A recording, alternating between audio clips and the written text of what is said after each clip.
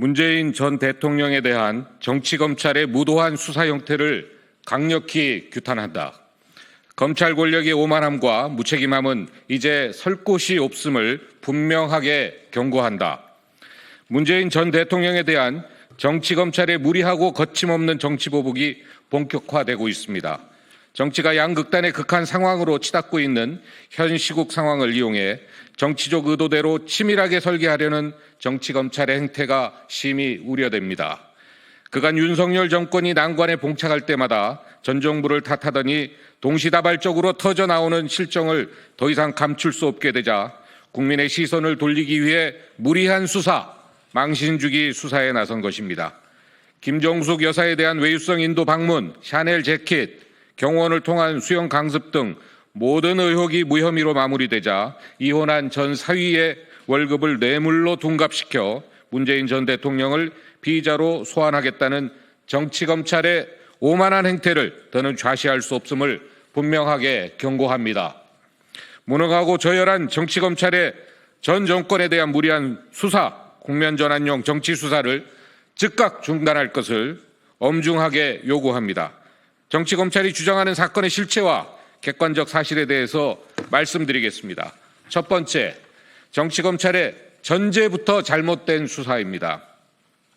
본 수사는 처음에 사위의 항공사 취업과 항공사 대표 이상직 전 의원의 공공기관 임명을 거래한 특혜 채용이라며 검찰이 제3자 뇌물로 최초 설계하였습니다. 그런데 제3자 뇌물은 직무에 관해 부정한 청탁을 받아야 하는데 그것을 검찰이 입증하기 어려우니까 아니면 말고식의 포괄적 뇌물죄로 그 수사 방향을 바꾼 것입니다. 다시 말해 사위의 취업 관련 의혹에 대한 입증이 어려우니 사위의 월급이 뇌물로 변질된 것입니다. 특히 문재인 대통령이 딸 부부에게 생활비를 주다가 사위의 취직으로 생활비를 안 주게 되었으니 상대적으로 이익을 취한 것이라며 경제 공동체 간 포괄적 뇌물죄로 덮어 씌우려는 겁니다. 그러나 팩트부터 말씀드리겠습니다. 문재인 대통령은 딸 부부에게 생활비를 준 적이 없습니다.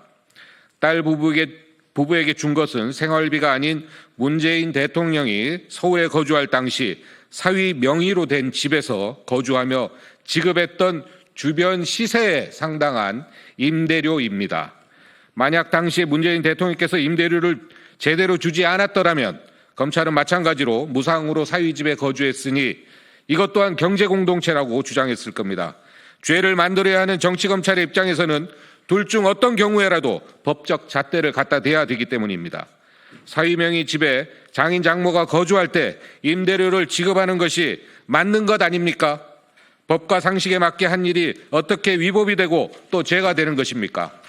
사위가 직장에서 일하고 받은 급여를 뇌물이라고 따지는 것은 또 무슨 논리입니까? 그럼 대통령 사위는 민간 회사에서 무료 봉사해야 하는 겁니까? 검찰이 주장하는 생활비가 아닌 정당한 임대료라면 검찰의 수사는 지금 당장 중단되어야 합니다. 검찰은 이 사실을 알면서도 계속 수사를 하는 이유가 무엇인지 분명하게 밝혀야 될 것입니다. 박근혜 정부 시절 민정수석을 지냈던 국민의힘 출신 곽상도 전 의원의 고발로 시작된 본 수사가 무려 4년 6개월의 시간이 지났습니다. 당시 고발을 한 곽상도의 아들은 회사에서 무려 50억 원을 받고도 부친과는 경제공동체도 아니고 제3자 뇌물도 아니란 이유로 무죄를 받았는데 사위가 취업해서 일하고 받은 급여를 장인인 문재인 대통령이 받은 뇌물이라는 것은 이게 과연 논리적으로 가능한 일입니까? 검찰이 문재인 전 대통령을 또다시 전면에 내세우려는 것은 윤석열, 김건희의 범죄 비리 행위에는 눈 감고 본인들의 무능과 실정을 감추려는 불순한 의도가 결합된 최후의 발악일 뿐입니다.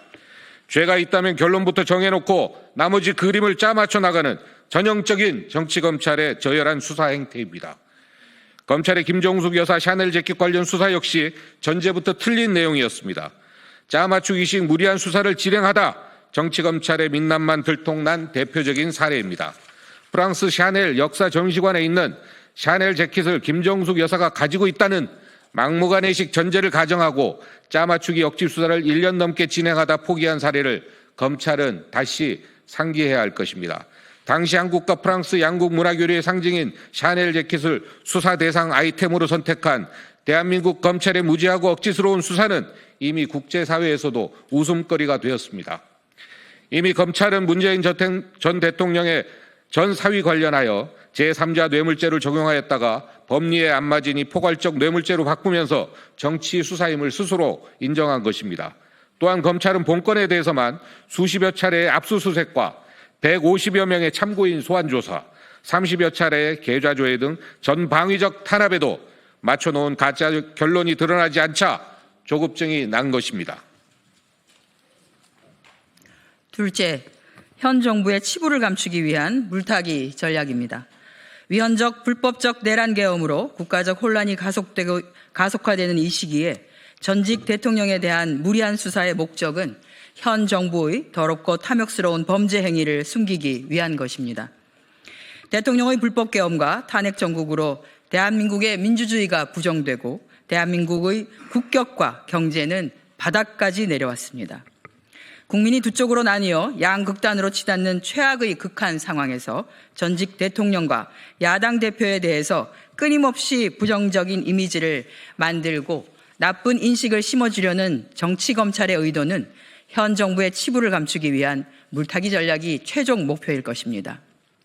내란 우두머리 혐의에 윤석열에 대한 헌법재판소의 선고를 앞두고 있습니다. 심우정 검찰총장의 딸이 외교부에 특혜 채용되었다는 의혹이 제기되고 있습니다. 김건희 도이치모터스 주가 조작, 명품백 수수, 양평 고속도로 설계 변경 특혜, 명태균 등 윤석열 일가의 역대급 범죄 혐의 게이트가 임박했습니다. 현 정부와 검찰의 치부가 더 드러나기 전 추악한 치부를 완벽하게 감추기 위한 물타기 전략이 필요한 것이죠.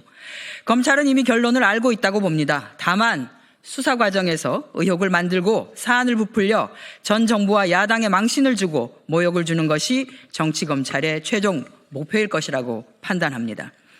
마지막으로 검찰 권력의 오만함과 무책임함은 이제 더 이상 대한민국에서 설 곳이 없음을 분명히 경고합니다. 우리 사회는 모든 구성원이 지위고하를 막론하고 잘못을 하면 그에 응당한 벌을 받아왔습니다. 공무원이 실수만 해도 징계와 불이익을 받습니다. 기업의 산업재해 잘못은 중대재해처벌법이라는 처벌 조항도 있습니다. 기자가 기사를 잘못 써도 책임을 지는 사회입니다. 교사, 의료인, 정치인, 예술인, 체육인, 자영업자, 회사원 등 우리 사회를 구성하는 모두가 잘못을 하면 그에 따른 책임을 져야 합니다. 그런데 남의 죄를 묻고 따지는 대한민국 검찰은 잘못을 하고 실수를 해도 처벌에는 온정적인 사각지대에 숨을 수 있고 그 카르텔은 점점 무소불위한 권력이 되어가고 있습니다. 법치의 탈을 쓴 얄팍한 법기술로 책임을 회피하는 법치 파괴범이 바로 정치검찰입니다. 이제 검찰도 무능과 실수를 넘어서 최소한 의도성을 가지고 기획하는 정치검찰의 무책임한 행태만은 반드시 바로잡아야 합니다. 윤석열의 불법 계엄 과정을 보면서 검사 시절의 정치검찰 모습을 볼 수가 있었습니다. 검찰이 항상 해오던 결론을 정해놓고 나머지를 만들어가고 아니면 말고식의 사고방식이 이번 계엄에도 여실히 드러난 것을 모든 국민이 두 눈으로 똑똑히 지켜보았습니다.